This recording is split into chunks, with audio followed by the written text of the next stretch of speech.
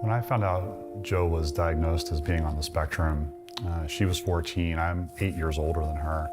It was something you don't really understand. At that point in time, there wasn't a lot of discussion about autism, what it was, what it wasn't. And so a lot of uncertainty. And I think we were, as a family, trying to figure out, how does this work? At that time, the autism diagnoses were not as clear and precise as they are today. And it was kind of hit and miss, and I just kept knocking on doors and trying to find what might be available. But as she went into high school, we could tell she was slipping behind her peers. Unfortunately, Joanna's high school years were lonely years, and she never really had an opportunity or engaged with the typical type of high school experiences that you and I and many others have.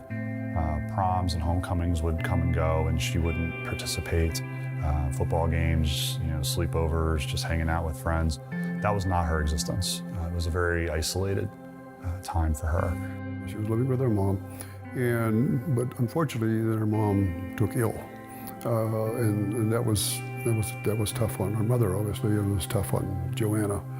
And so then at that time, Greg and I decided we have to move Joanna here to Arizona. And my father and I started a process of looking at options without anywhere to start. We obviously knew SARRC and the programs that they had for early child development, but we had never really paid attention to the adult services programs. And it was at that time that we looked into the First Place Transitional Academy and found what we were looking for. I went for my interview for the First Place Transitional Academy at 29 Palms. I had a lot of high anxiety and what if they don't accept me? What if I don't make any friends? But then once I nailed the interview, then I felt more at ease. She came out and said, I nailed it. She was so excited about it, and I was so proud of her. The things we've experienced since Joanna joined the First Place Transitional Academy, joy for her, relief from a brother and a family member who just wants the best for his sister. When Corey and I were thinking about starting our family, Joanna's diagnosis was certainly on our minds. We knew that there wasn't anything we could do about that, and that wasn't going to deter us from having a family, but we certainly were going in eyes wide open.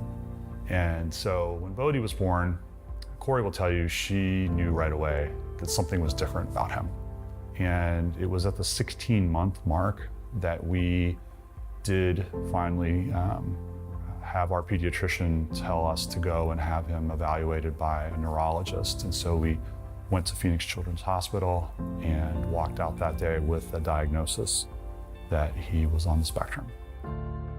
We did not really know what to do next. Coincidentally, SARRC had been partnered up with KTAR on the autism radiothon, and literally within a day or two of that, just drove down there with Bodhi and showed up on the doorstep. So when we got down to SARRC, we went through the intake process. Everybody was so kind, and I think it got us to feel empowered. We were taking control of a situation that felt very out of our control. The community school was really an outstanding experience from Bodhi from start to finish. The integration with typical peer models is something that Bodhi really took to. The parent training was life-changing for our family.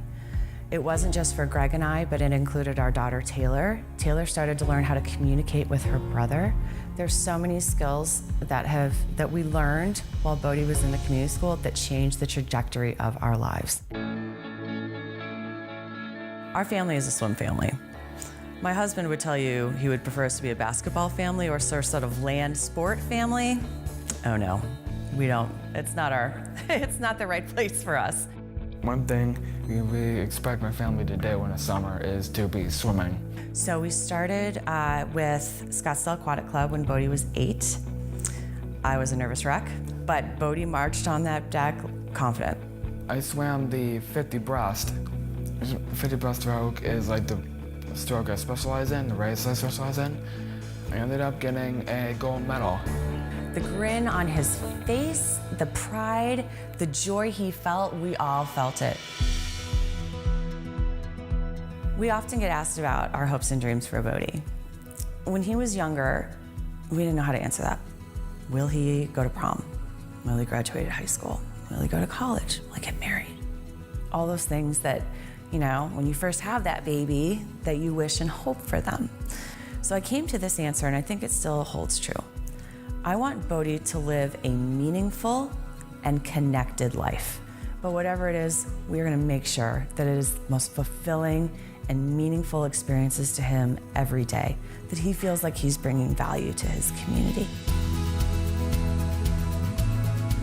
What I would really want to do when I grow up is be a swim coach.